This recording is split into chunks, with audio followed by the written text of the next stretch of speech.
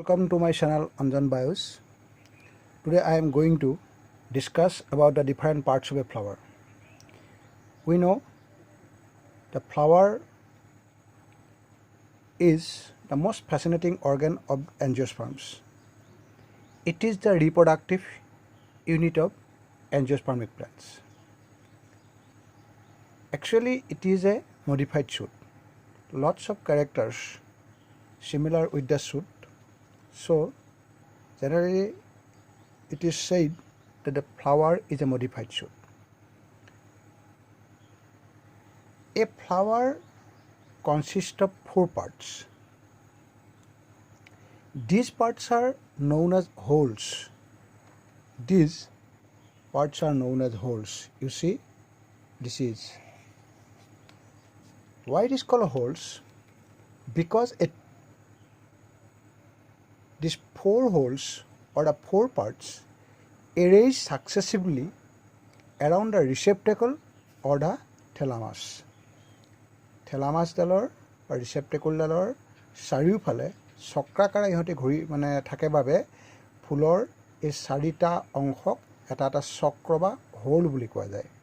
এই 4টা হ'ল the first one is calyx, corolla, androecium or gynoecium, androecium and gynoecium.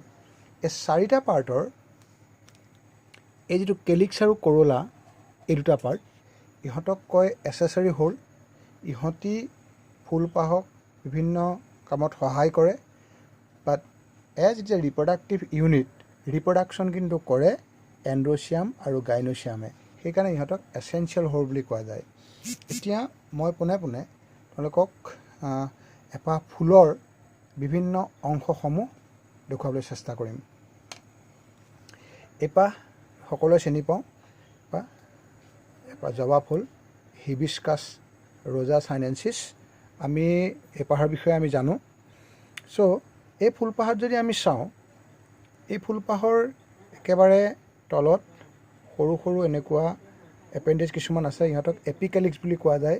এইটো সকলোতে নাথাকে, কিন্তু ইয়াৰ যে প্ৰথম পাৰ্ট সেইটো হ'ল কেলিক্স, যিটোক আমি কেলিক্স বুলি কওঁ।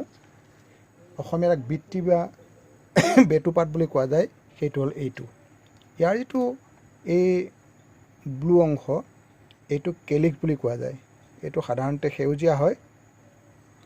ই ফুলপাহৰ যেতিয়া ইয়াৰ একেবাৰে লোৱেষ্ট হ'ল, ই একেবাৰে তলত থাকে আৰু ইয়াৰ ইণ্ডিভিজুৱেল যিবিলাক পাৰ্ট এটা এটা কেলিক্সক আমি কি বুলি ক'ম, চিপেল বুলি কোৱা যায়।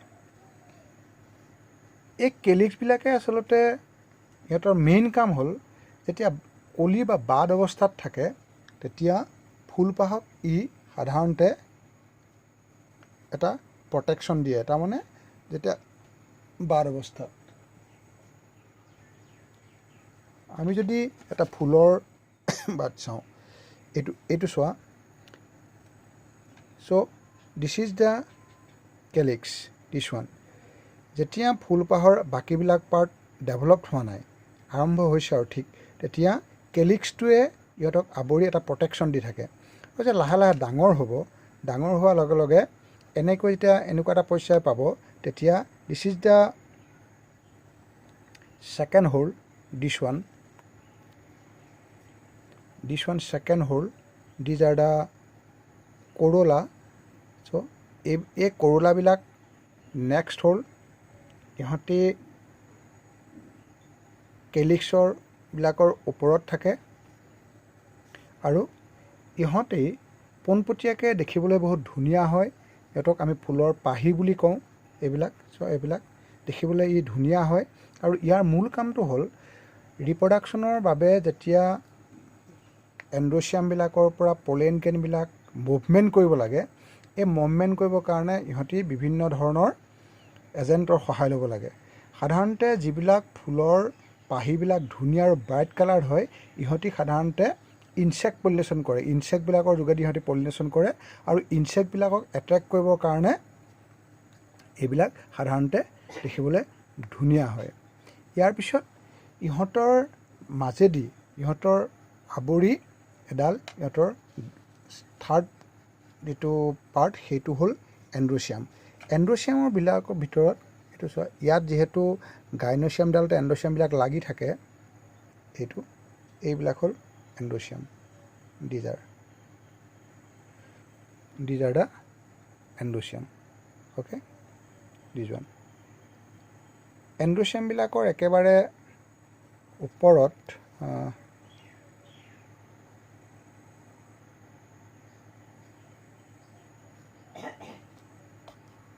একেবাৰে এইবিলাক ইহঁতৰ দুটা পাৰ্ট থাকে এটাক কয় এন্থাৰ আৰু এডাল দীঘল ফিলামেণ্ট থাকে দুইডাল এন্থাৰ মাজেদি তাক কয় ফিলামেণ্ট এণ্ড্ৰচিয়ামবিলাক হ'ল মেল ৰিপ্ৰডাক্টিভ অৰ্গেন ইহঁতি মানে পোলেন গ্ৰেইন বা মেল গেমেটটো প্ৰডিউচ কৰে আৰু ফাৰ্টিলাইজেশ্যনত ইহঁতি সহায় কৰে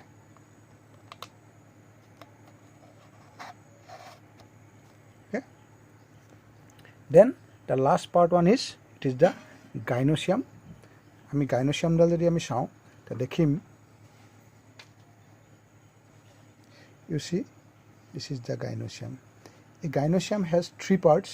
One is stigma, this is style and ovary. So this is the gynosium. Individual part, one part is called singular form of pistil বুলি কোৱা যায় individual part to. A pistil has three parts. This is the stigma. You see, this is the stigma. This stigma ইয়াত বিৰাট ডাঙৰ function আছে এই স্টিগমাবিলাকে ইহঁতে কি কৰে যে পোলেনটো ৰিচিভ কৰে ফাৰ্টিলাইজেশ্যনৰ সময়ত আৰু পোলেন পিষ্টিল ৰিয়েকশ্যন বুলি এটা ৰিয়েকশ্যন ইয়াতে হয় so that they can recognize the pollen from their own species. Then a long style is here. This is the, you see, this is the long style and here is the ovary. This one ovary. So yate embryo sac ba female gametophyte to thake aru fertilization সময়ত male gamete to yate hoy yat ami porehi stigma recognize kore whether compatible or uncompatible.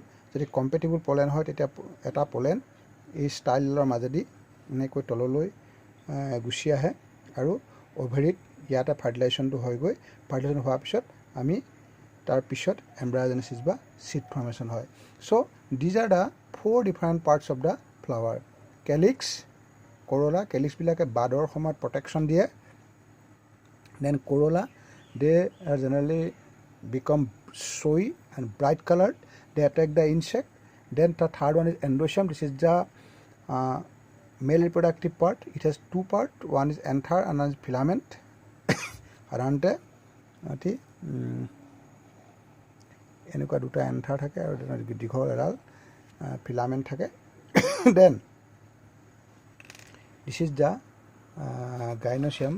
You see here is the gynosium and this is the stigma, receptive part is here. Then a long style and this is the ovary. Within this ovary, the embryo sac or female gametophyte develop and when it become mature, then pollination take place.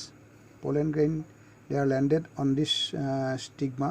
Yes, and if it is a compatible one or if the pollen can recognize its own stigma can recognize its own pollen, then the pollen pass through this pollen tube and finally the ovary and fertilization take place. So this is the 4 different parts of a flower. Thank you.